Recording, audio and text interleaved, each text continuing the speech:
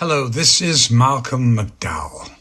In a world built on stories where heroes rise, villains fall, and meaning hides between the frames, one podcast has dared to explore it all. From galaxies far away to quiet corners of small-town coffee houses, they've sought the truth hidden in pop culture's pulse.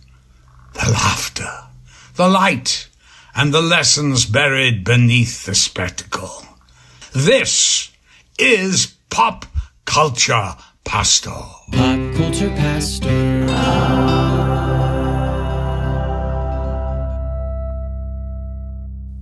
Okay, Cody, are you ready to have the happiest ListBuster since Bing Crosby tap dance with Danny Kaye?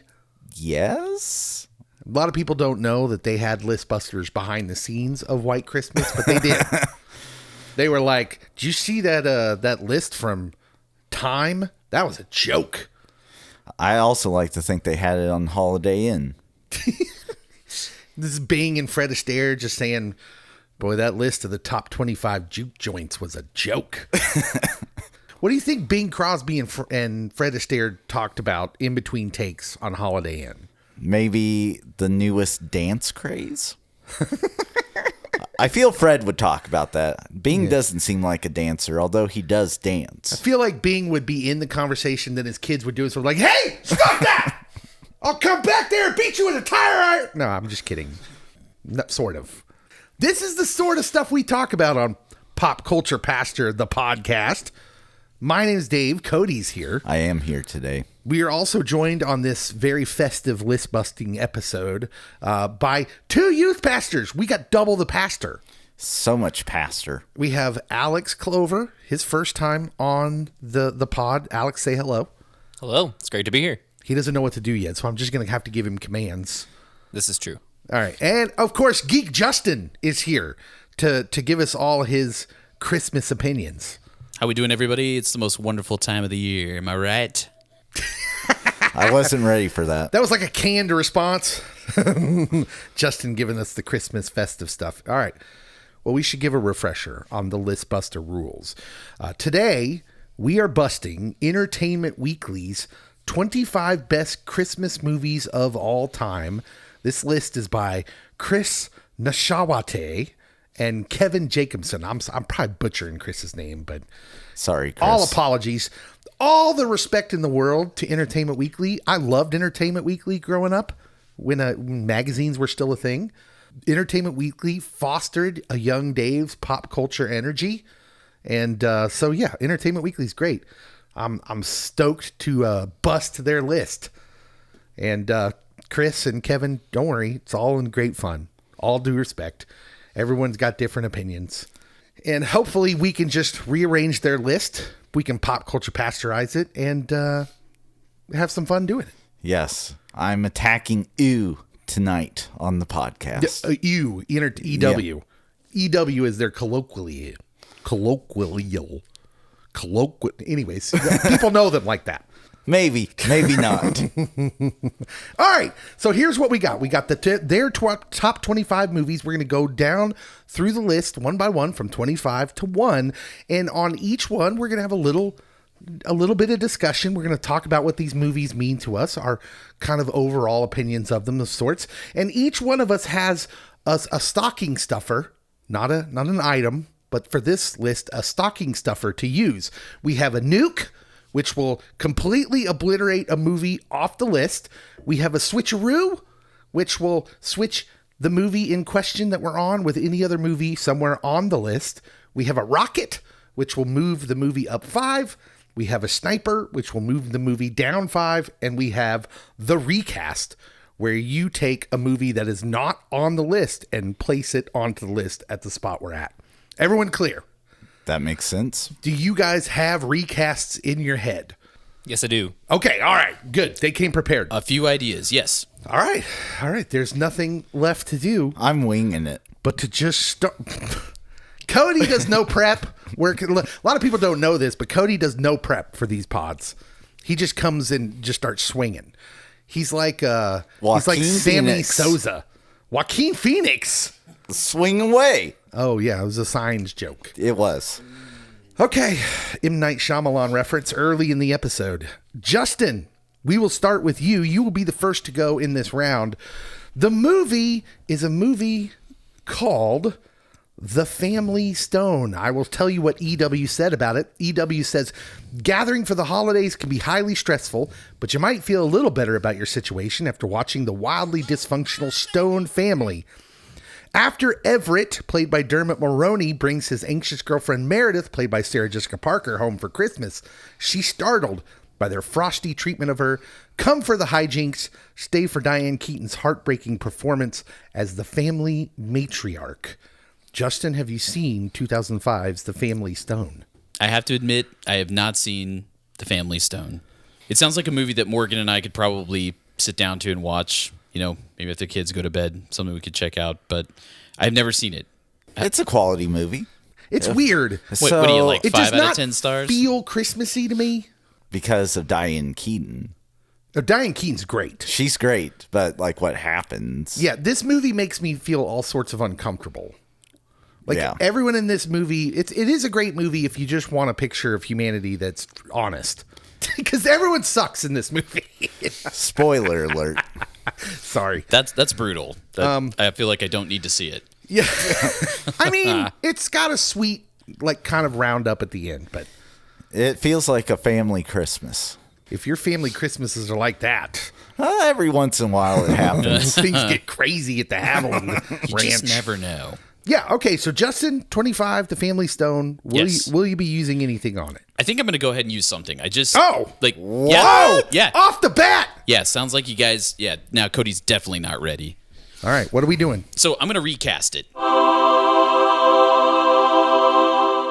So basically, when I looked through the list and studied through each one of them, I was surprised that there wasn't a movie on there. And I would just like to go ahead and get a movie on the list. And at 25, I'd like to put The Polar Express. All right.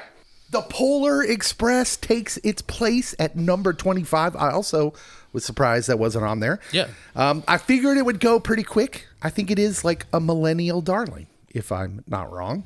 So I was a little old for it when it came out, but you know. Me too.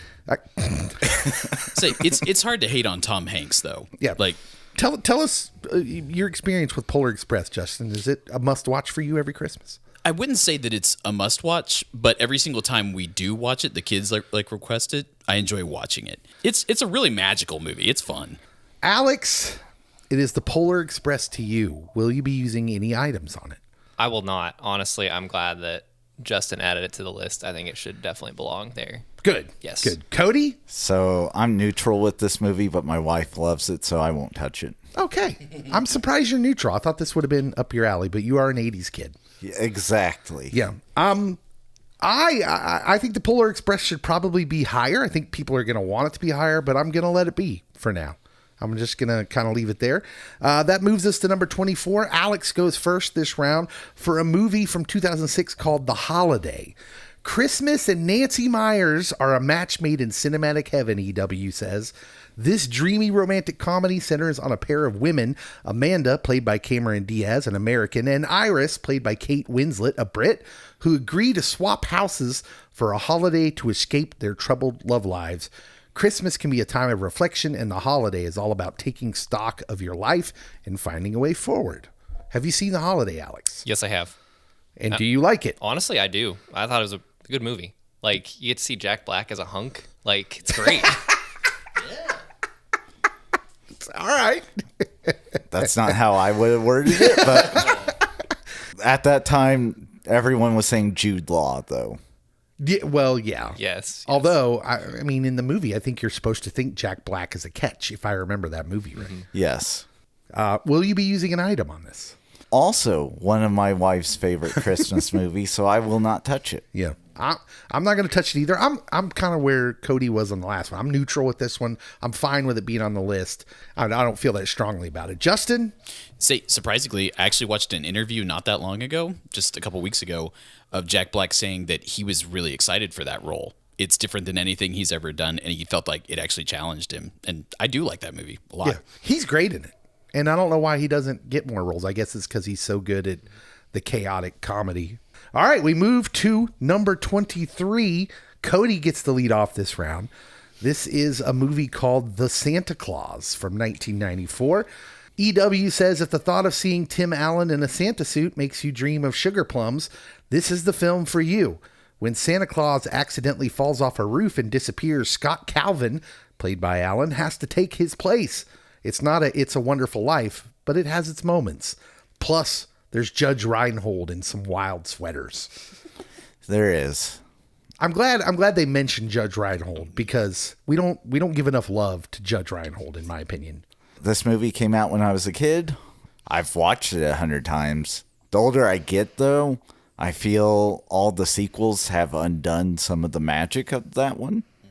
Especially when you consider, like, the second one, he has to find a wife.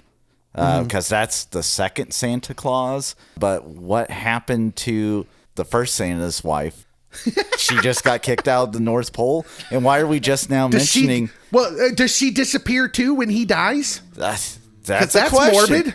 Yeah, so a little magic undone by having sequels. There's all sorts of loopholes and questions about the Santa Claus the longer it goes on. I'm with you. I kind of want to boot it out, but I'll leave it. It's not worth wasting something on. It's weird because if we ever did a Be Kind rewind on the Santa Claus, I would say exactly the same thing you said, which is when I was young, this was great. I kind of dug this movie when it came out. Tim Allen was Tim Allen. You know, everyone loved Tim Allen back then. But yeah, over time in the sequels, it does kind of lose some of its magic. And we did review The Santa Clauses, which was the series they put on Disney Plus a couple of winters back. And it was, yeah, you don't need to watch that. Just listen to our pods on it. It was okay. Just okay. Justin, will you be doing anything with The Santa Claus? See, personally, I love The Santa Claus. It's tied for like my top favorite Christmas movie of all time. Mm-hmm. I think it's a movie that is great and magical when you're a kid. And I feel like it gets better as you get older because you start catching the jokes and you start understanding like the lines he's feeding left and right. And some of the humor hits harder when you're an adult finally. There is some truly funny stuff. Yeah. In there. As I was a kid, I was like, what's a CAT scan? I don't know why he wants to get a CAT scan. No, I think the Santa Claus is fantastic. And even though like the sequels, like the second one is, the third one is don't go there. And yeah, we quit on the Santa Clauses. I love the first. And honestly, I think it deserves to rock it up some spots. Okay, so the Santa Claus moves all the way up to number 18. Justin has used 2 stocking stuffers early. Alex, that brings the movie Claus to you, Netflix's Claus from 2019. EW says, how did Santa Claus really get his start? This gorgeously animated Netflix film offers a compelling origin story about a young postman and a toy maker in 19th century Norway who pair up for each other's benefit to have kids write letters in exchange for toys. We appreciate the creativity behind the storytelling rather than falling back on easy Christmas movie tropes.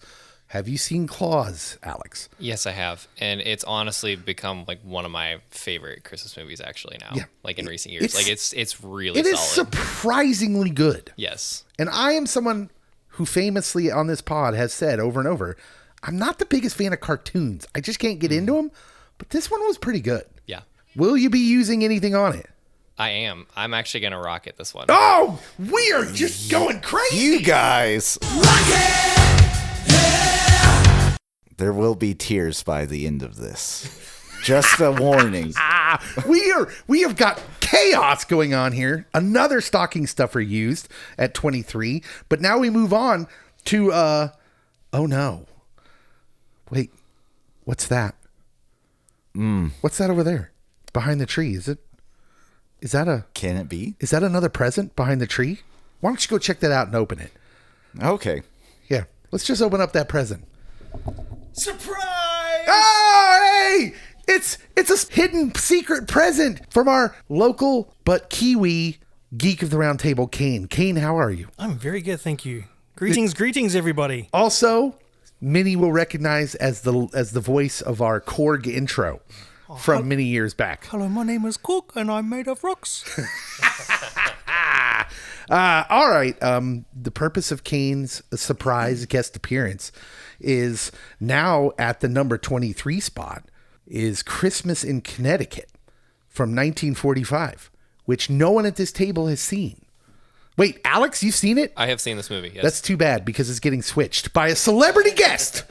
Kane, please tell us what movie will be taking the place of Christmas in Connecticut. Is Connecticut even a real place?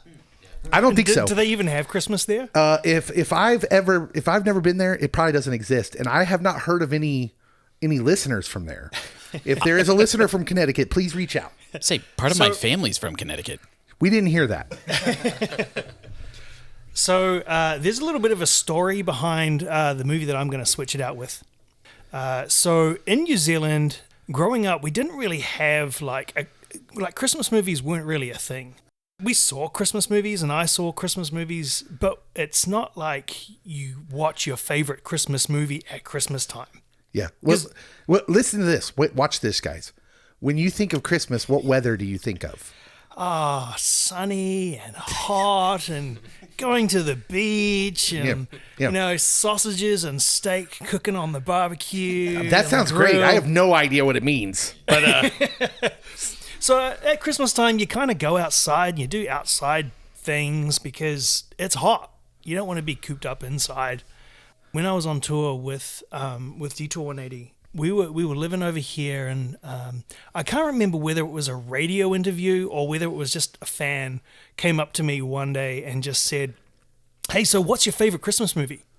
And it completely threw me because obviously I didn't have a favorite Christmas movie at the forefront of my mind. So I scrambled in my mind. I was like, what movie do I suddenly remember that's set at Christmas time? Because I thought that's kind of what they meant. And so this movie, I've always been a fan of this movie. I really enjoyed it, and I really like it. And it's going to be my recast for Christmas in Connecticut. It is The Family Man with Nick Cage. Nick Cage is in the house. The Family Man enters the chat. What do you love about The Family Man, Kane? It's kind of a great take on the old adage of taking somebody out of their current situation and putting them in what could have been. Mm-hmm. And I actually ended up watching it today because I literally haven't seen the movie for years. And I remembered it all, but I just wanted to watch it again. But yeah, it's just great. I mean, it's got Nick Cage. Nick Cage is he's pretty, as far as hit and miss goes, he's pretty hit. It's very rare that he's in a movie that's really bad. Yeah, this Nick Cage is great in this movie too. He is really, really good.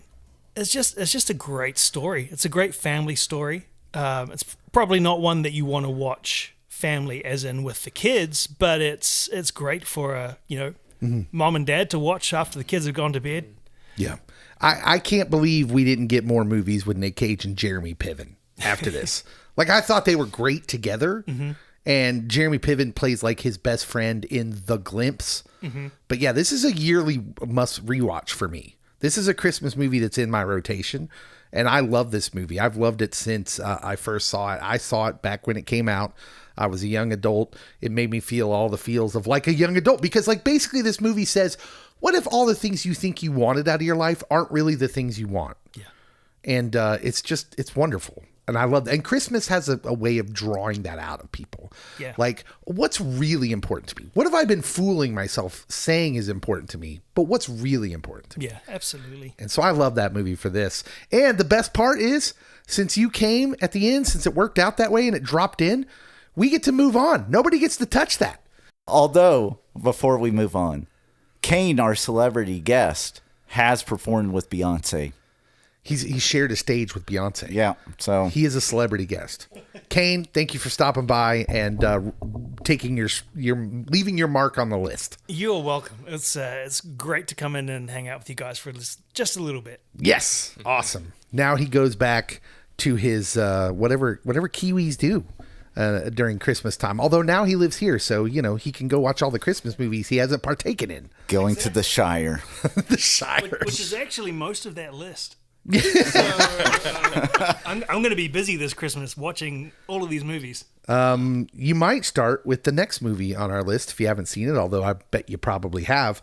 I lead off this round for number 22, which is Gremlins.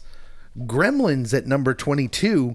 It was number 20 on the EW list, but it's already moved down around a lot.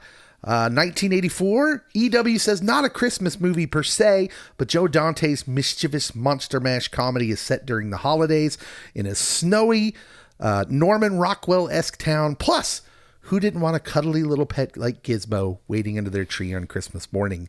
That is, assuming you didn't feed it after midnight. Exactly. Gremlins definitely is a Christmas movie, in my opinion, especially if you're on the fence of if you're on the side of Die Hard being a Christmas movie. This is more of a Christmas movie than Die Hard. Really? Okay.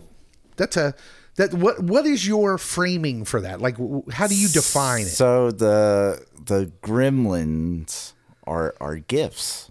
Yeah, the Mogwai. Yes. So they're gifts, and you're not giving a gift on the 4th of July, but you might fly out on the 4th of July to see family like John McClane does. Yeah. So I do feel a holiday has to happen for the first Die Hard movie, but it doesn't necessarily need to be Christmas, but it has more feels if it is. Yeah. It kind of needs to be Christmas. The Christmas party at Die Hard, and we'll talk more about this because it appears on this list for sure. But the Christmas party does have to be a thing for that, because everyone else in the building is vacated. Yes. And it's the Christmas party, the reason why those people are still there, those particular people who are like the executives. So for them to be kidnapped. Yeah. Held ransom. Gremlins was scarier than I remembered. I watched it with my kids a couple of years ago, and I thought, oh, this is serious business. But I love it. I still love it. I think it's about in the right spot for me. I'm not going to do anything to it. Justin, Gremlins. I'm definitely going to leave it where it is. 1984 came out 2 years before I was born. I saw it a long time ago, and I don't remember much other than Gizmo. I really don't have much to speak to it, but I'm happy to leave it where it is. When the kids get a little older, go ahead and give Gremlins and the very underrated Gremlins 2 a watch. Okay. Alex, where are you at with Gremlins? Alex is the youngest person here, by the way. Yes. How old are you? I'm 29. 29. Okay. Mm-hmm. And I actually watched this movie last night. Nice. For the first time. What did you think? It was great. I mean, honestly, I like where it's at. Like, I don't think it needs to be higher on the list, but like, I thought it was a really solid movie. Like, I enjoyed it. Awesome. Yeah. I love it when we get the youngins on and they're like doing the homework. Where I did not, but I've seen it 100 times. Do you have any thoughts about Gremlins, Cody? It's great. And for a Christmas horror movie, it's in the upper echelon. So I think it belongs at this spot.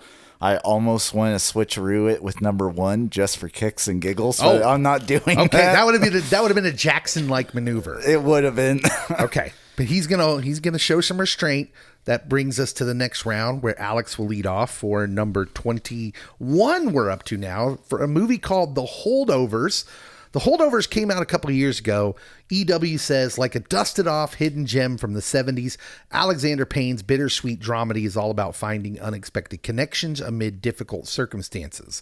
Paul Giamatti, Dominic Sessa, and an Oscar-winning Divine Joy Randolph star as a boarding school teacher, student, and cafeteria manager, respectively, who find themselves leaning on each other during Christmas break. The result is equal parts hilarious and moving. They're not wrong, EW. This is like the newest movie, one of the newer movies that has become a part of my rotation of Christmas movies as well. Surprisingly deep.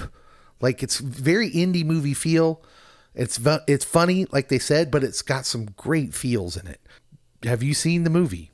I haven't seen it, but I remember seeing the trailer when it was coming out. And this has been a movie that I kind of forgot about, but had wanted to see as soon as I saw the trailer. Yeah. I thought it looked compelling, and it was an interesting. So what is it, like a winter break? Yeah, and the kids stay it's at a on private campus? school. Yeah. It's a private school. It's very much like if you remember a movie from, I believe it's either the late 80s or early 90s called Dutch. Sounds familiar. Where this is a more serious kind of take on this story where all the students go home for Christmas break, but this student, there's a couple students that don't. And the student struggling with this idea of rebellion against parents who don't really care about them, and then this teacher who's kind of like a curmudgeon. And it's really good, but just for you and the wife, probably. I would say it's one I'd like to give a shot. Not the kids. It's a very not in a vulgar way, but it's an adult Christmas movie. Yeah, it's one I haven't seen either. So I'm gonna hold out on using any tools on this one because I don't want to like give an opinion on that without actually seeing it yet. So it's solid. It's where it should be. Cody, So, you've seen it, okay? Yeah. And Paul Giamatti is always good. Oh my goodness, and he's very good in this. And yeah, so I'm gonna leave it alone too. It's in a good spot for me. We move up to number 20. Alex leads off for a Christmas classic. National Lampoon's Christmas Vacation came out in 1989. EW says, okay, so it's not the best installment in the Griswold saga. Still, Christmas Vacation is worth watching alone for Randy Quaid's cousin Eddie and Chevy Chase's fumbling encounter with a buxom department store salesperson. I was just browsing. Which, yes, that whole scene is comedic gold. Alex, where do you stand with National Lampoon's Christmas Vacation at number currently 20? I would probably keep it where it's at. I mean, it could go higher and I would be fine with that. But so it's one that I didn't grow up watching, but then I watched it a couple years ago. Didn't love it the first time I watched it, but now I'm like really wanting to see it again. Like just kind of the quotes from it and stuff. I mean, Chevy Chase, horrible person, but so funny. like you mean in real life? Yes, in real life. Apparently, Chevy isn't always a very nice guy. That's what it seems like I'm hearing. This is what the whole cast of Community says, but he makes the show. Cody, number 20, Christmas Vacation to you. Oh, I'm using a switch on this. Okay. It's going up. Okay. Let's go number 2. Wow! So this is a staple of my childhood, and you don't know it's Christmas until the Griswolds have their Christmas gathering, and cats get smoked out. Yes. Yeah, I agree. This was one of my favorites from a time as I was a young kid. And actually, this is not just in my rotation for Christmas movies I watch every year. This was in the rotation for sick day movies. Like I would pull this movie out for the one of the 1 or 2 sick days I'd have every couple of weeks when I was not really sick. But kids, stay in school. Please do. So Cody uses a switcheroo. Now, the interesting thing about this is you knock A Christmas Story right in your lap down into number 20, and that's the one that falls into my lap, and 20 is way too low for A Christmas Story. I did it at this juncture. Yeah, so I'm going to use a rocket on it and move it up 5. There is a strategy to all this, gentlemen, and I think you just saw it happen. Now, I was the last person to go in that round, or no?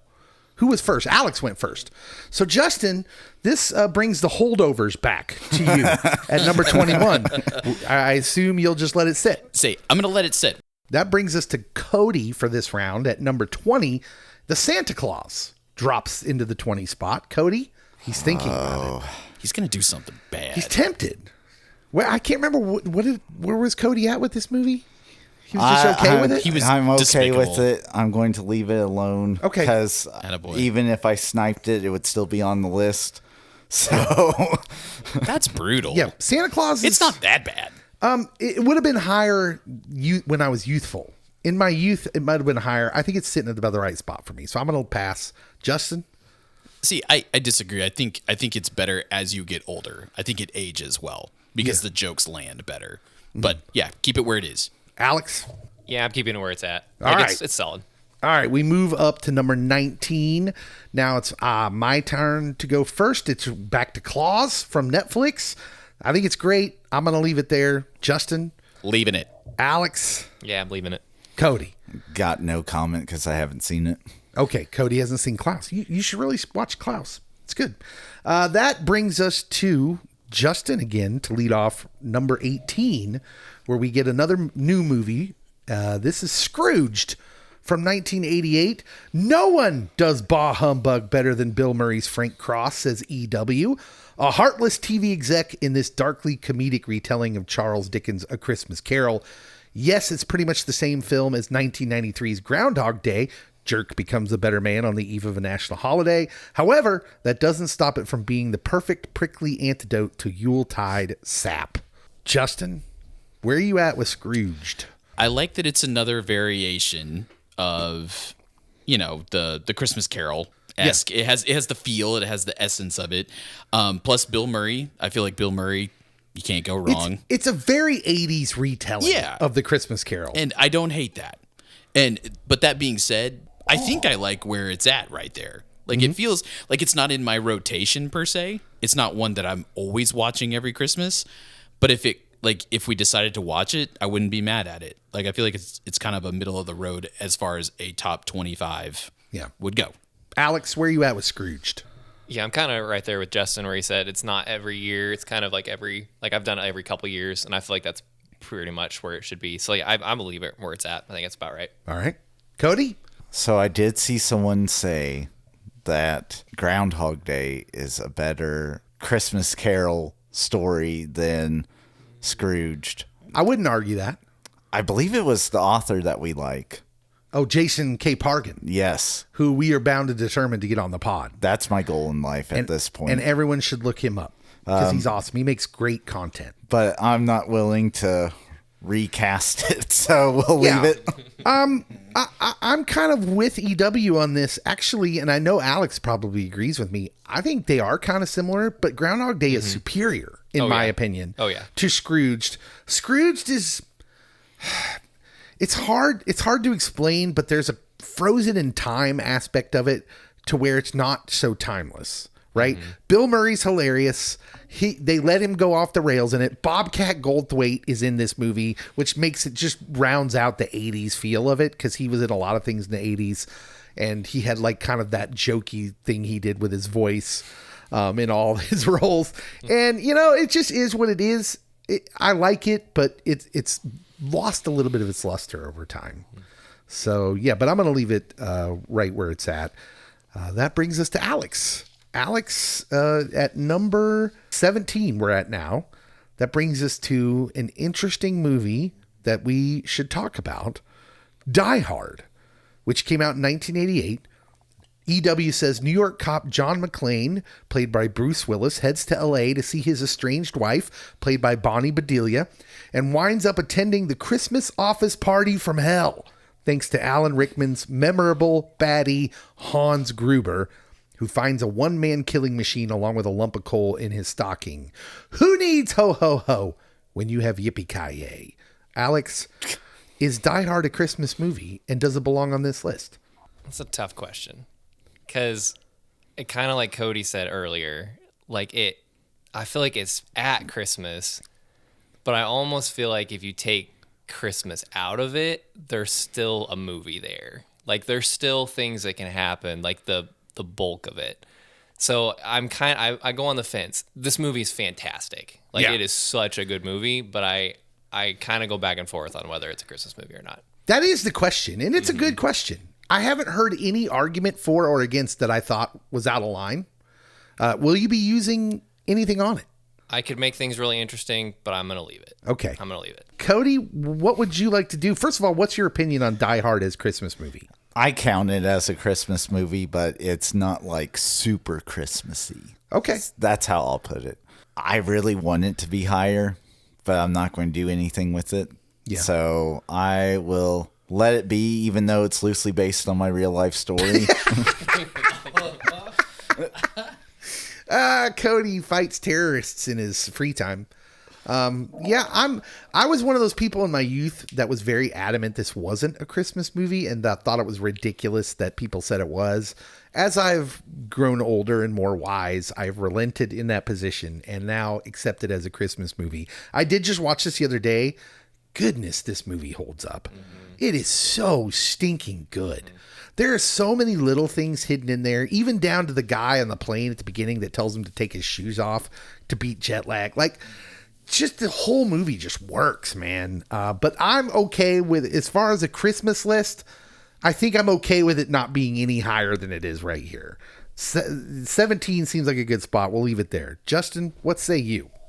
I really like Die Hard. A couple of years ago, Morgan and I decided that we were unfamiliar enough that we were just gonna bang them out one after the other, just like every night, like Die Hard, Die Hard 2, Die Hard 3. Like we start going through all of them, and surprisingly, we were surprised how much we enjoyed them. Like I think Die Hard does hold up, and to be fair, I am a huge Family Matters fan. I know a lot of people aren't. Steve Urkel, near and dear to my heart, and I really truly believe that Die Hard is how Reginald Val Johnson got his role as a cop in in Family Matters, because he does it perfectly in Die Hard.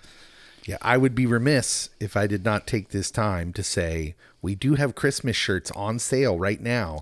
Go find the post pinned at the top of our Facebook page for our Welcome to the Christmas Party Pal Die Hard themed Christmas shirt, which Alex is sporting. I wore it to a Christmas party today. Very nice. Nice. Very nice. Yeah, I almost think Die Hard 2 fits a little bit better as a Christmas movie than Die Hard 1. And I enjoy Die Hard 2 immensely. It's intricate. There is issues, though, with Die Hard 2. Which are? The further you get into the series, he basically is invincible. It's the Rambo effect. Yeah. Yeah, I got you, and I agree with that. But Die Hard 2, I think Die Hard 2 is the last one I really, really like. Then they all kind of have diminished returns for me. But Samuel L. Jackson. I know, that's what people say, but was never a fan of that one. I also really like Alan Rickman. So Alan Rickman's amazing. Cody leads off this round, and we go to number 16, Miracle on 34th Street. Oh, that's so old. It is very old. 1947. An older man working as a Macy's department store Santa, played by Edmund Gwenn, claims to be Kris Kringle, and he convinces innocent kids and even the most cynical adults that he's the real deal. There's something undeniably sweet about this perennial classic. Despite that, if it were made today, he'd be handcuffed and thrown in the slammer. EW going hard. As he should be. Come on, Cody. Miracle on 34th Street. Was this not a must-watch in the Haviland household? Like, as a teen, I tried to watch it, and like my ADHD wouldn't allow it. As an adult, I have seen it. It's okay. I will leave it alone because it is near and dear to some people's hearts. I do think it's a Christmas classic that should be on the list. So okay, all right, yeah, I'm fine with it being there. It's, if I'm being honest, it's one of the movies that would come on in the Christmas season when I was a kid, where I was like, yeah, half engaged, and frankly, feels more like a Thanksgiving movie to me. It literally starts with the Macy's Thanksgiving Day Parade. I know he's pretending to be Kris Kringle, or he thinks he is Kris Kringle. Yep. But yeah, I don't know. I'll leave it though. Justin? Yep, I'm going to leave it there. Again, it's not really one that's in my rotation. I saw it a long time ago. I always think of that same like movie box cover with like Mara Wilson, like, yeah, the new one. The newer one. Yeah. But that's what I always think of, and I've got no problem with it where it is. All right, Alex? Yeah, I'll leave it. It was one that we watched growing up, but it was never my favorite. It was just kind of one of those, like, it's a classic, but yeah, we'll just leave it. All right, I'm leading off the next round. We're at number 15, where we find the switched Christmas Story, all the way down in the number 15 spot, 1983. EW says, okay, I know a lot of you who've gotten this far are going to be upset this isn't number one. I love it too, especially when Ralphie's pal gets triple dog dared into touching his tongue to a frozen metal flagpole. So please don't shoot my eye out with an official Red Ryder carbine action 200 shot range model air rifle. Man, I hate that I have to lead off with this one. I'm going to pass. No! I'm going to pass. I don't know. I can't. I feel like I can't use any of the things I have left because I want to save them in case you do something silly. I wasn't going to touch that movie again.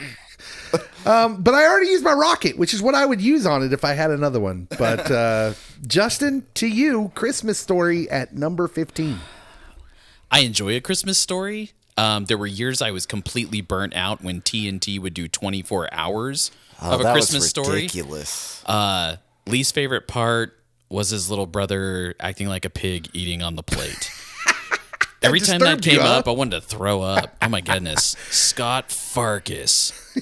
The guy had yellow eyes. Dear God, yellow eyes. Dude, it's so quotable. And that movie, more than most of the other movies on this list, just feels like Christmas to me. Yeah. I feel like it needs to be higher than that. But I don't want to do anything. Like I've used some things I don't really think. Yeah. I don't want to switch it with anything per se. All right. Alex, what say you about Christmas Story? I'm good with it where it's at. I think like it's one of those I'm pretty neutral on. Like it's a good one. But Yeah, I like, wonder how this hits younger people. Yeah, and it was one in my sheltered house growing up we didn't watch for a few years just because there was quote unquote language in it. So Language? it was like He says fudge. Except he didn't say fudge. He'd said the mother of all cuss words. Anyways. so it was more as I got older that I saw it. But it holds up. It's a good movie. Yeah. My parents were older when it came out, and it did not hit them. And so we did not watch that one. It hit a hole in your family. Yes. And so as I got older and everyone's like, oh, this is a good movie. And I'm watching it. I'm like, it's okay. Okay. Interesting. So I was okay sniping it or switching it. Yeah. I knew you would bring it up. I thought you would switch it out instead of rocketing, but I couldn't do it. All right. We move to Justin to lead off this round. Number 14, White Christmas is the movie that is Crosby. up. 1954, EW says Bing Crosby, Danny Kaye, Rosemary Clooney, and Vera Ellen deck the halls in this Yuletide classic. Auntie Rosemary? That's her. George Clooney's aunt. Who cares if the movie's as syrupy as a Vermont maple? The Irving Berlin songs are timeless, particularly the gorgeous title tune. Justin, what do you think about White Christmas? I will lead in by saying that I had not seen White Christmas until I think Alex and I watched it with you, Dave.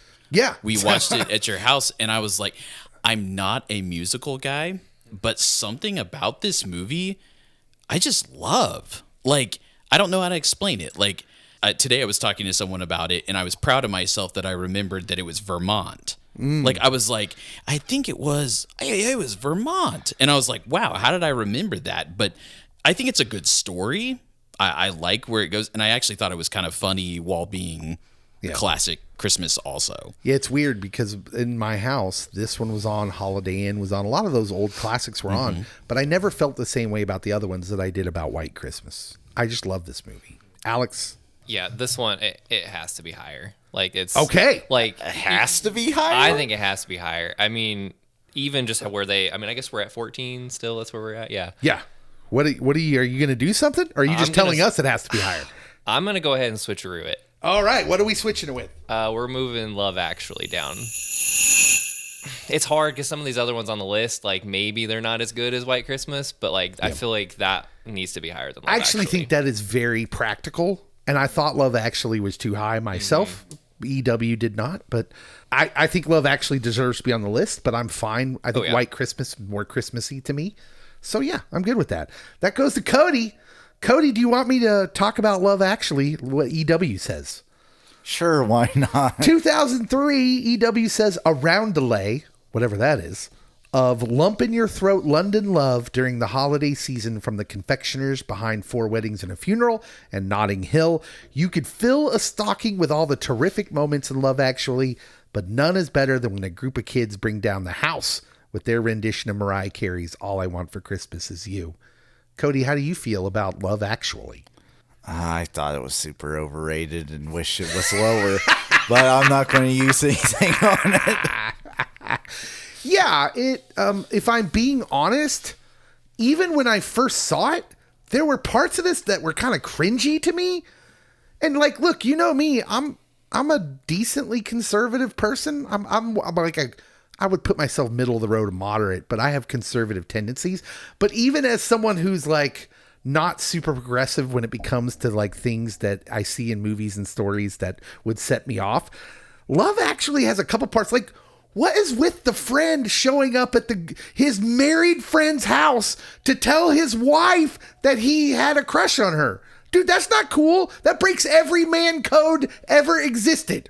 Yeah, that's ridiculous. And everyone else, like girls watch it, they're like, oh, and I'm like, no, that is a serious behavioral disorder. That is a betrayal. Didn't like it. Hugh Grant. Andrew Lincoln from The Walking Dead. That's who it was. Yeah. Yeah. But I was just like, no, man, you can't do that. Coral. All right. So to me, Love Actually at 14, I'm fine with it there. It can stay there. So we move to number 13. Alex, you get A Nightmare Before Christmas. 1993. EW says Tim Burton and Harry Selick may seem more of a natural fit for Halloween than Christmas, but the maestros of the macabre's stop-motion holiday fable crafted pure eye candy. What do you think about Nightmare Before Christmas? I have not seen The Nightmare Before Christmas. Oh, no. Yeah, I know. Really? I know. Wow. Okay. I thought this was a young man's game, but it know. did come out in 1993. Just a couple years before me, but yeah. Yeah. So I'm you're not neutral gonna and do you're going to let anything it with pass. because I mean, I've heard it's really good. So like, Yeah. I'll. All right. Cody? This list is loaded, and so it probably is where it should be. Okay. All right. Yeah, I would agree with that. Tim Burton's not my favorite. I've discussed that several times on the pod. But if I'm taking out Pee-wee's Big Adventure, I'd say this is probably his next best thing. The music's in it's great. It's funny. And it makes you think it's going to be about Halloween when it really is about Christmas. So I'm good with it. Justin? Nightmare Before Christmas. See, I like it. At the same time, I feel like it's one of those movies where it's healthiest to like it, not love it. I feel like there's a lot of people who really latch on to this movie, and it becomes kind of like their only persona. It's kind of creepy, man. There's some twisted stuff in it. Like Tim Burton does an amazing job, like you said, with the music. I think the animation is really creative and unique. At the same time, there's some funky stuff in there, man. Like I don't know, some twisted things. It leans on Halloween while still being more about Christmas. It's a wild balance that Tim Burton makes there. Yeah. So we move to Cody, who starts off the round for number 12. And the movie is Trading Places. Now this one, It's an old one. it's an old one, and I hadn't For seen it in a long me. time. I haven't seen it in probably since I was a teen. So This is, to be honest, this was the one I looked at and thought this is the most controversial pick for a Christmas movie. Yeah. Because I just don't remember it like that. But when I think about it, I think, okay, I can see how they got there. EW, for what it's worth, says, all right, so maybe Trading Places is not technically a Christmas movie, but the sight of a down-and-out Dan Aykroyd in a Santa suit eating a slab of salmon through his grungy cotton candy beard fills us with the holiday spirit. Cody, what do you think about Trading Places? it's a good movie. Yeah. I don't think Christmas when I see it. I might save it. Okay. Never mind. Cody's going to save it. I am not. Yeah. I am going to go ahead and recast this Thank you. with a movie. I am going to pick this is Frosty tough. the Snowman. If we're going to say that Die Hard is a Christmas movie, It is. then I More so than this one. am going to pick a particular movie that reminds me of the same kind of Die Hard feel Die Hard 2. at Christmas time, and I'm going to replace Trading Places with a little movie called Lethal Weapon, starring Mel Gibson and Danny Glover. At Christmas time, there's lights. I'm going with it. If Trading Places is a Christmas movie, so is Lethal Weapon, and Lethal Weapon is better than Trading Places, in my opinion. You're literally trading places with Trading Places. I see what you did there. So now, Justin, to you, number 12 is now Lethal Weapon. What do you think? I don't know if I've ever entertained that as a Christmas movie. I'm not against it, especially with it being like in the Die Hard sense. I'll roll with it. All right. Yeah. Alex, young guy, have you seen Lethal Weapon? Calling me out again. I have not. All right. Oh, my goodness. We're doing a Lethal Weapon binge night where we're going to just watch all four of them. They're great. You got to, as a young person, you got to watch this. Mel Gibson, this is the reason Mel Gibson's a thing. Chris Rock will actually make you laugh in the fourth one. Yeah. This is happening. We're having a pop culture pastor binge night for Lethal Weapon for Alex. Let's do it. So we're up to number 11. I lead off this round. Number 11, the movie is Home Alone. I'm sure some people in this room think that's a little low. 1990, this is what EW says. Writer John Hughes added heart to Thanksgiving with Planes, Trains, and Automobiles. In Home Alone, he takes a less sentimental approach to the holidays with the tale of an 8-year-old Kevin McAllister, played by an adorable Macaulay Culkin, who's left alone by his family only to face down and outwit a pair of bungling burglars. Let's be honest, you can enjoy this one any time of the year, EW says. They're right. And Not wrong. And at 11, I would say this is probably a top 10 Christmas movie, but at 11, I feel like that's close enough. I'm going to leave it. Justin, where are you at with Home Alone? Say, Home Alone is the other movie that is tied for my top Christmas movie. As a young child, often in the city, in malls, shopping malls, back when they were still popular, I was often approached, and my parents were approached, as people asking if I was Macaulay Culkin. It is dear, Justin dear is very short. I wasn't gonna say that. I was gonna say maybe like our faces were similar. And he's very cute. Yeah, we look to say I'm a little cute. I'm rather cute, but I love this movie. It's always been one that's in my rotation. I watch it every year nonstop. I would actually, I think it does need to be higher. I'm gonna switch. I'm gonna switch it with Bad Santa. I think it deserves to be high. I feel like it deserves to be in the top 10. That'll be my statement. I think it deserves to be top 10. He switches it with Bad Santa, which was at number 7. So Home Alone goes up to number 7. That moves over to Alex to do something with Bad Santa. Here's what EW says about Bad Santa. It's a movie. 2003, Billy Bob Thornton spikes the eggnog in this bruised black comedy about a disgusting drunk department store Santa/con man who's out to rob stores on Christmas Eve with his elf sidekick, Marcus, played by Tony Cox. Here's one for parents looking for something to pop on after the kids are asleep. Alex, what do you think about Bad Santa? I'm going to do something here. All right, what are we doing? I'm recasting it. Recasting, it's off the list. Good. Can I just say something real quick first? Bad Santa comes out at a time when vulgar comedy is the thing. You got The Hangover, you've got Old School, you've got all these movies that land in this category. Bad Santa, if it wasn't a Christmas movie, nobody would remember it as one of the better ones, in my opinion. I think it's crazy overrated. It's not Billy Bob's best work. He's done better. What are we recasting it with? So now that Home Alone 1 got moved up a little bit higher, I'm putting Home Alone 2 at number 11. I'm glad it wasn't Home Alone 3. Okay, Because Home Alone 2, I think it's the top 15. Yeah. So I'm okay with it at 11. So we watched Home Alone 2 more than Home Alone 1 growing up, so it just has that special place there. But I know that Home Alone 1 is better. There is the interesting age bracket. This is not the first time I've heard this. There is that interesting age bracket where if you were young enough, Home Alone 2 hits you in the better than Home Alone 1. I think it's crazy. They're the sticky bandits. My only thoughts when watching Home Alone 2 as an adult were, good Lord, Kevin stepped it up a notch. Any one of these things could have murdered them. But the lady in the park, I think, brings more of a genuine Christmas theme story than the first one. Mm-hmm. I would agree. So, yeah, no, that's solid. All right. And since you let us off, now we're ready for 10. All right, we go I'm not touching it. to number 10, Justin. Oh, I was going to say, I also think a big reason that Home Alone 2 took off is if you were the proud owner, as I was, of a talk boy.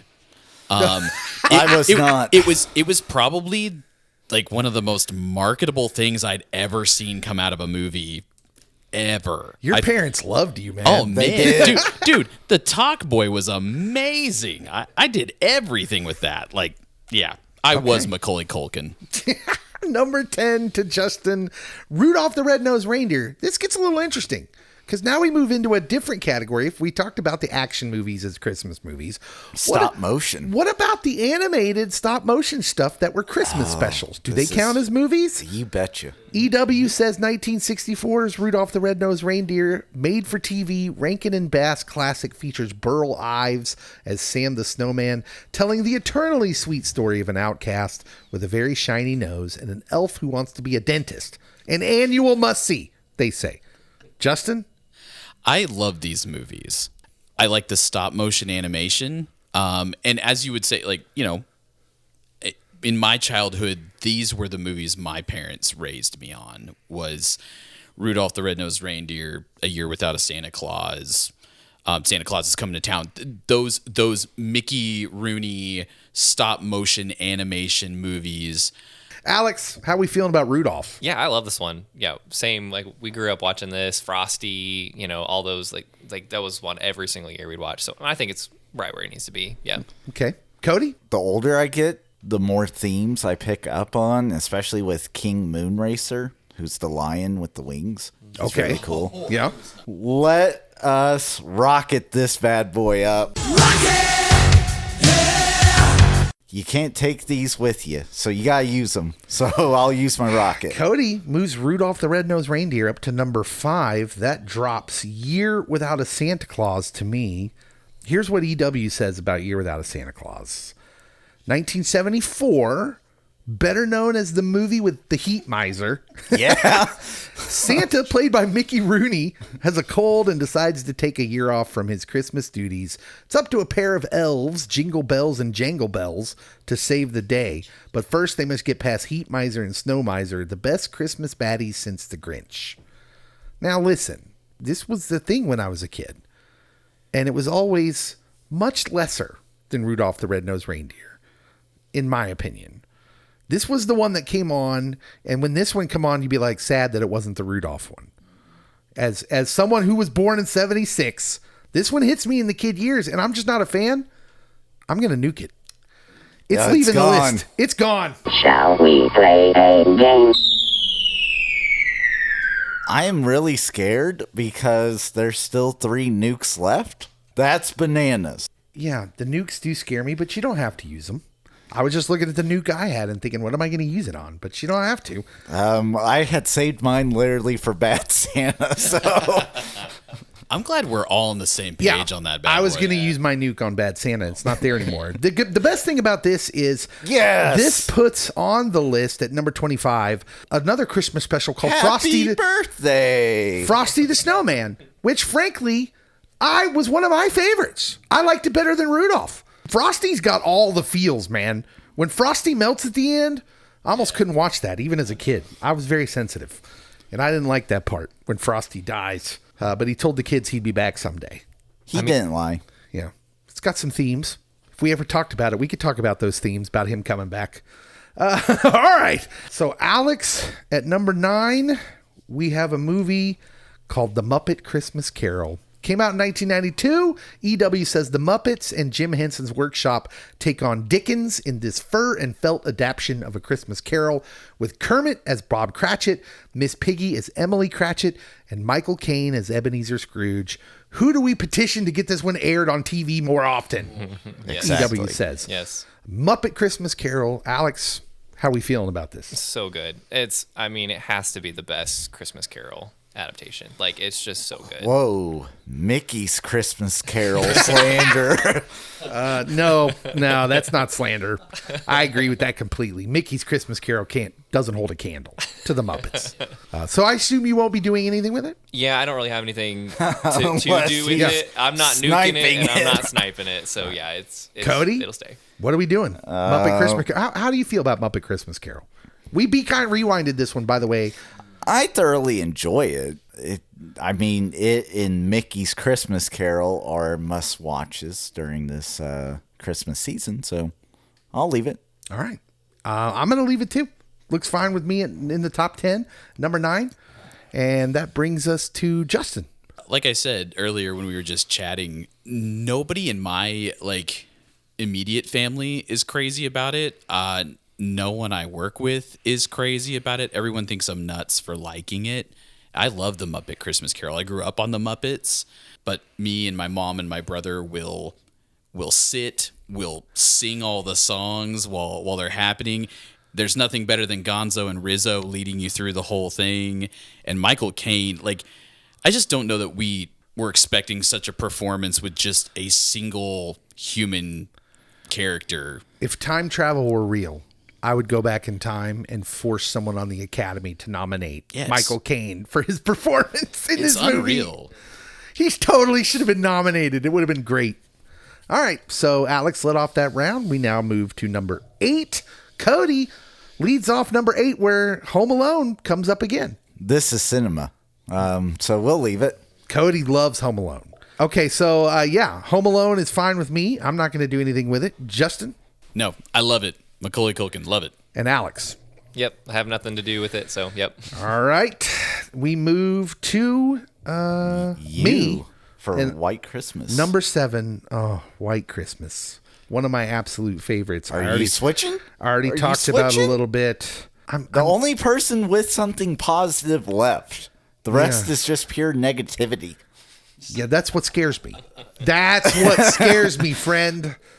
I am going to hold off. I badly want to use it to move White Christmas up, but I'm going to leave it there because I'm just scared of getting rid of my one thing I can do to positively affect something.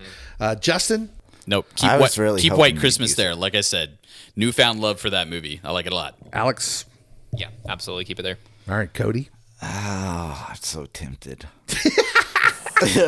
We'll hold off. All right, thank you. Thank you for said that. Something about tears earlier. I can see the gears turning in your I would head. absolutely stop the pod. Full stop. Moving on, number 6, and this will be Justin. How the Grinch Stole Christmas, another one of our Christmas specials. Which Grinch one is this? This is the animated from 1966. Okay. EW says, forget the over-caffeinated Jim Carrey version or even the 2018 adaptation with Benedict Cumberbatch. Chuck Jones' animated made-for-TV take on Dr. Seuss's classic is the one you want to watch over and over again. The Grinch hated Christmas, the whole Christmas season. Now, please don't ask why. No one quite knows the reason. It could be perhaps that his shoes were too tight, or it could be that his head wasn't screwed on just right.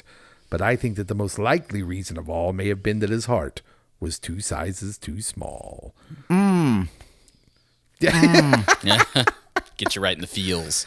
All right, Justin, what do you think about the old Grinch? I love the animated one. I think it's kind of rough for people to just sit on the Jim Carrey version. This is where the love for How the Grinch Stole Christmas began. Easily propelled what we see now in the newer adaptations. I really like this movie. All right. Not using anything. Alex? Yeah, this is the one that I grew up watching. So there's a little debate in our house. So Rebecca grew up watching the Jim Carrey one more because that was our time when it came out. It's too Jim Carrey. It's too Jim fine. Carrey. I Yeah. like the Jim Carrey version, but it's a Jim Carrey version. That's what it is. Yeah. Yeah, I mean, I like that one, but this one is just the classic. Okay. I mean, I feel like in recent years I've got a little Grinched out. Just I feel like we're more obsessed with the Grinch than we used to, but I'm gonna leave it there. I think it still deserves to be there. Cody? Snipe it. He's sniping it. Can we just agree that the new one with Benedict Cumberbatch is not good? It's bad. I actually enjoyed it. It's third on that list. Yes. Okay. Thank you. But Yeah, I like that. and I really enjoyed this Grinch movie, but I also am trying to bump up Home Alone. So, and I fully support you in that. All right. So what we got here is Grinch falls down to 11. White Christmas moves up to number 6. And that's to me. yeah, you're welcome. You can switch it. No, I'm good. Okay. Same decision as before. I'm good with it. Yep.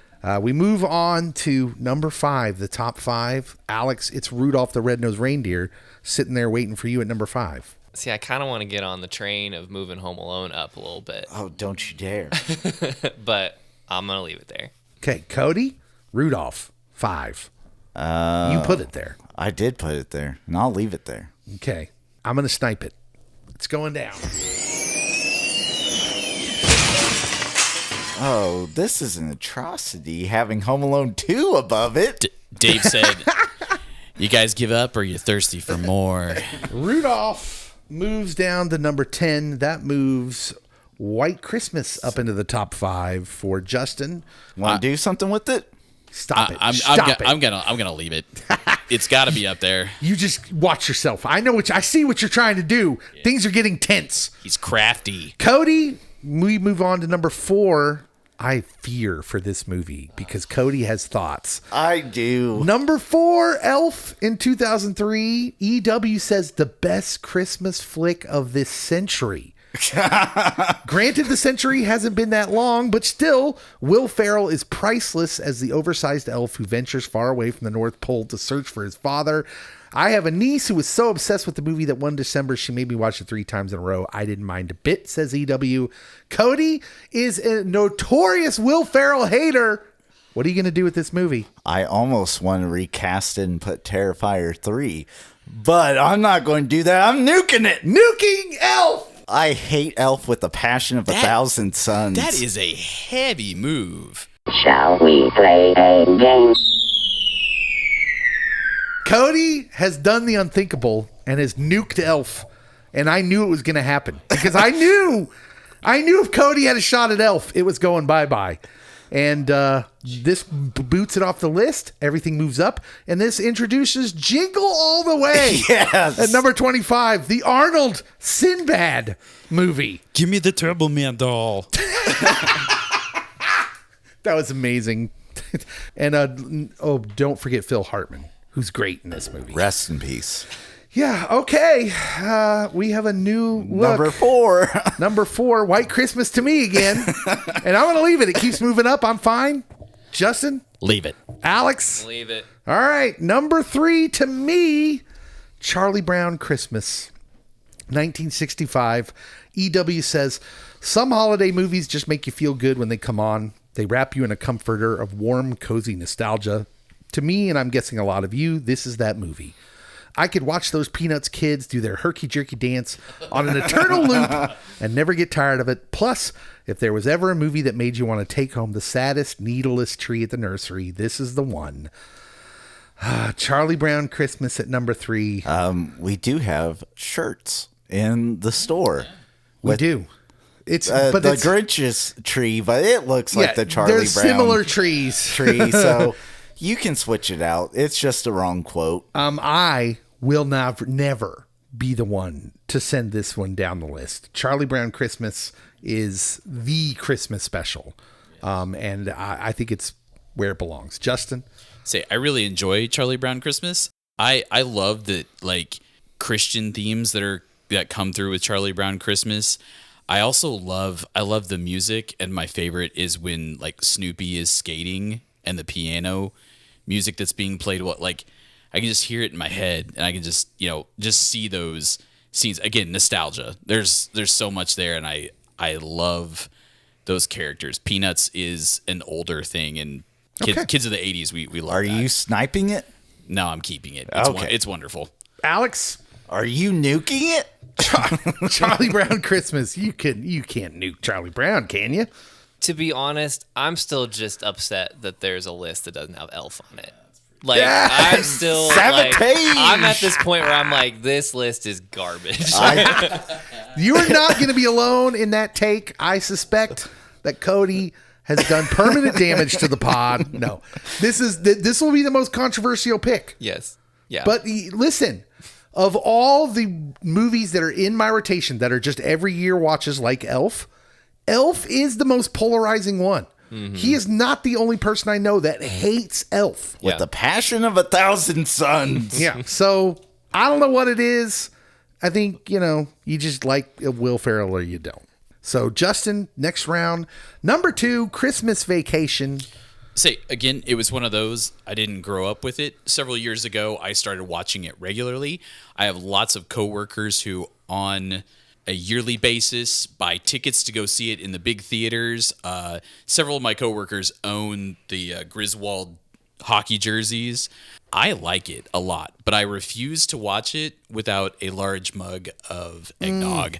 That's how I will not watch Christmas Vacation until we're a little bit closer to Christmas, and I have a big mug of eggnog. I That's how actually watch have the Wally World glass Moose head. that he uses That's in awesome. that scene. Alex, Christmas Vacation at number 2. Where's the Tylenol?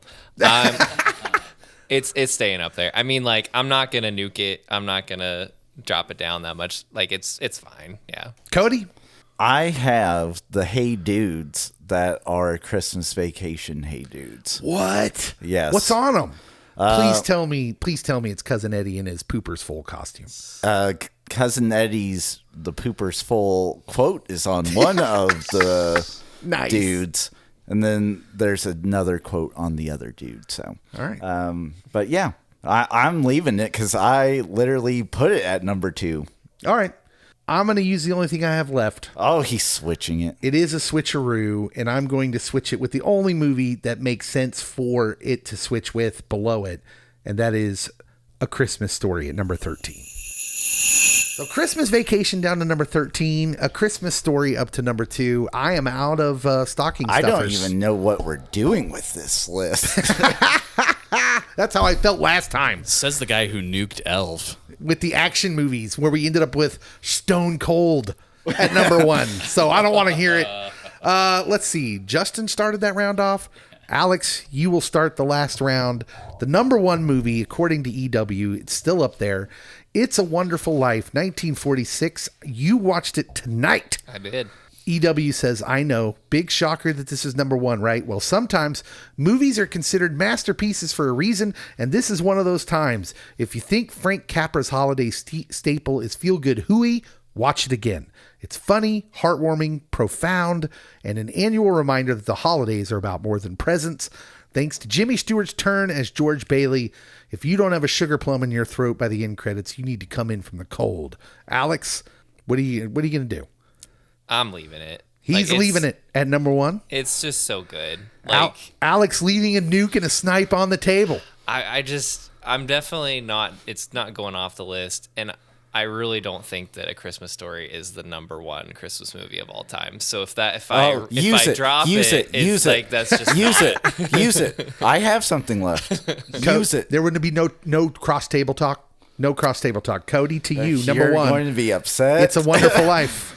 What are you going to do? Because I am recasting it. Oh, wonderful! It's a Wonderful Life. I was hoping you were going to snipe it. That's why I was pointing at sniping. What are we putting on the list? I almost want to put Christmas shoes. I mean, we already used Stone Cold in the action movies, so we can't put that ridiculous movie at number 1. What movie can you possibly put at number 1? Again, Christmas shoes is almost what I am wanting to put. Like, look, you guys, Alex, Justin, this is what I have to deal with every time. There's some shenanigans. Not Christmas shoes, please. Not Christmas So shoes. I'm going to go off the beaten path a little bit. Okay. The reason for the season, if you will. Something my mom loved. I absolutely am not a huge fan of it, but since it is the Christmas season and I'm in the giving spirit, He's giving a gift. I'm going to put my mom's favorite Christmas movie at number 1. I'm going to take everything back. This is the sweetest thing I think I've ever heard. It's The Little Drummer Boy. Now, why does your mom love Little Drummer Boy? That's a good question. I make my mom so angry when I'm like, you do know that, like, no parent wants a kid banging on their drums around a newborn, but yeah, that's evidently not the moral of the story, but it does have emotions to it. Yeah. And It's a classic. it doesn't get talked about near enough. So I'll put it number 1. All right. Little Drummer Boy. I got nothing. This movie's not really in my sphere either. This was not one of the stop motion classics that I'm super familiar with. And so, not that I could do anything For to it King and anyways. Country are familiar with it. They Dave. are. They are. And Jesus is in it. Justin, it falls to Justin, who's the only person left that can have any effect. I mean, goodness gracious. I mean, I'm a drummer, so I got love for that. But Will he, after that sweet story? Oh my goodness! Will why he be do you heartless? hate my mom? dude, like he said Jesus. Like he was just like Jesus is in it. And like, well, what am I gonna do about that? I mean, It is literally the Christmas story. Here, It's let's the break only it. one. Let's break it down for the listeners as this is getting dramatic. Justin has a nuke and a sniper left on the table. This is the most we've ever had left on the table because I think it's because it's Christmas and all of these things we actually like. Yeah. But Justin, his choices are nuke the little drummer boy after Cody did that sweet thing, or snipe it, or do nothing. It's all up to you, Justin. I mean, you're sniping baby Jesus if you do it. Listen to the propaganda being spewed here. Listen. I'm gonna snipe it. He's gonna snipe it. Dude, I like this top 5. Look at this top 5. You can't argue with that top 5. I can. And he didn't knock it off the list. He was so diplomatic. It's a Wonderful Life should have been in the top 5. Well, you were the one that took it off. Someone didn't do their job. Oh my gosh. All right, here we go. This is the list. We start at number 25, Jingle All the Way. Number 24, Frosty the Snowman, the old classic cartoon. Number 23, The Polar Express. Number 22, The Holiday. Number 21, The Family Man, that Kane came on and had a surprise visit and put in there. Number 20, Gremlins. Number 19, The Holdovers. Number 18, The Santa Claus. Number 17, Claus. Number 16, Scrooged. Number 15, Die Hard. Number 14, Miracle on 34th Street. Number 13, National Lampoon's Christmas Vacation. Number 12, Love Actually. Number 11, Nightmare Before Christmas. Number 10, How the Grinch Stole Christmas, the classic cartoon. Number 9, Rudolph the Red-Nosed Reindeer, Rankin and Bass classic. Number 8, Lethal Weapon. Number 7, Home Alone 2, which was not on the original list. Number 6, The Little Drummer Boy. The story's still sweet, Cody. It is. Turn that frown upside down. Number 5, Muppet Christmas Carol. Number 4, Home Alone. Number 3, White Christmas. Number 2, A Charlie Brown Christmas. And number 1, A Christmas Story. It is sad, though, that a pastor sniped baby Jesus during the Christmas season. I mean, you nuked It's a Wonderful Life, and there's literal angels in it. But bad theology on the angels. Horrible. And Just it a almost snare needs head. to be nuked on that principle alone. Snipe the drum. All that was lost was a snare head. All right. What do you guys think of our List Busted list? Make sure and let us know on the social media posts for this. And hey, make sure and share these posts. Tag Chris Nashawati and Kevin Jacobson and EW.com and their And social Will media Ferrell. posts. Because we would love to have them weigh in and see what they think of our List Busted list that they wrote.